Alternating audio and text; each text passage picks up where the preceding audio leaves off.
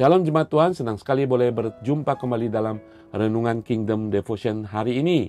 Saudara sekalian, kita sudah mendekat kepada hari perayaan kelahiran Kristus, Sang Mesias, Juru Selamat dunia ini. Kita mendekati Natal, mari kita boleh lebih lagi merenungkan kasih karunia Tuhan yang sudah kita terima.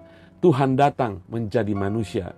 Tuhan datang untuk menjadikan kita anak-anak Allah. Allah menjadi manusia, sehingga saudara dan saya, manusia, bisa menjadi anak kerajaan Allah. Oleh karena apa? Pengorbanan Tuhan. Oleh karena apa? Kasih karunia Tuhan. Haleluya saudara sekalian. Minggu lalu saya berbicara bahwa hukum Taurat menyatakan kebesaran Tuhan. Hukum Taurat menyatakan kebangkrutan manusia, keberdosaan manusia, sehingga kita perlu Tuhan. Yesus datang untuk menyelamatkan setiap manusia yang tidak mampu menyelamatkan dirinya sendiri. Roma 3:21 mengatakan, tetapi sekarang ini menjelaskan sebelumnya. Firman Tuhan menjelaskan bahwa manusia berdosa, titik. Dengan apapun, manusia tetap berdosa. Tidak mampu, tidak bisa, dan tidak berhak untuk mendapatkan kebenaran firman Tuhan. Dikatakan, tetapi sekarang tanpa hukum Taurat, kebenaran Allah telah dinyatakan. Seperti yang disaksikan oleh kitab Taurat sendiri dan juga kitab-kitab para nabi. Yaitu kebenaran Allah karena iman dalam Yesus Kristus bagi semua orang yang percaya. Sebab tidak ada perbedaan. Karena semua orang telah berbuat dosa dan telah kehilangan kemuliaan Allah. Dan oleh kasih karunia telah dibenarkan dengan cuma-cuma karena penebusan dalam Kristus Yesus. Saudara, ini adalah ayat-ayat yang luar biasa yang ingin dijelaskan Rasul Paulus kepada jemaat di Roma. Tetapi kita hari ini mengerti siapa kita ketika kita menjadi anak Allah. Begitu Rasul Paulus menjelaskan kontras antara hukum Taurat dan hukum kasih karunia. Hukum Taurat menuntut. Di dalam kasih karunia Tuhan, Tuhan memberi.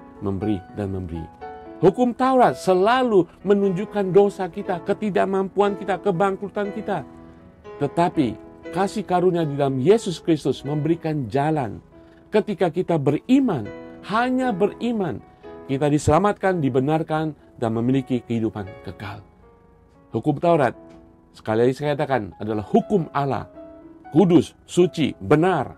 Tetapi dia tidak membawa kita kepada keselamatan. Dia menjadi penasehat, penuntun kita kepada kasih karunia.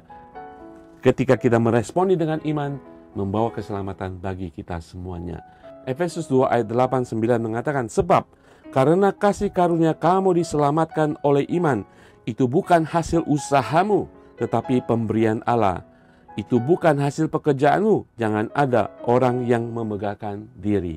Saudara sekalian, ayat-ayat ini menjelaskan kepada kita bahwa apa yang kita nikmati, kehidupan di dalam Kristus, kehidupan sebagai anak Allah, sebagai anak kerajaan Allah, itu semata-mata kasih karunia.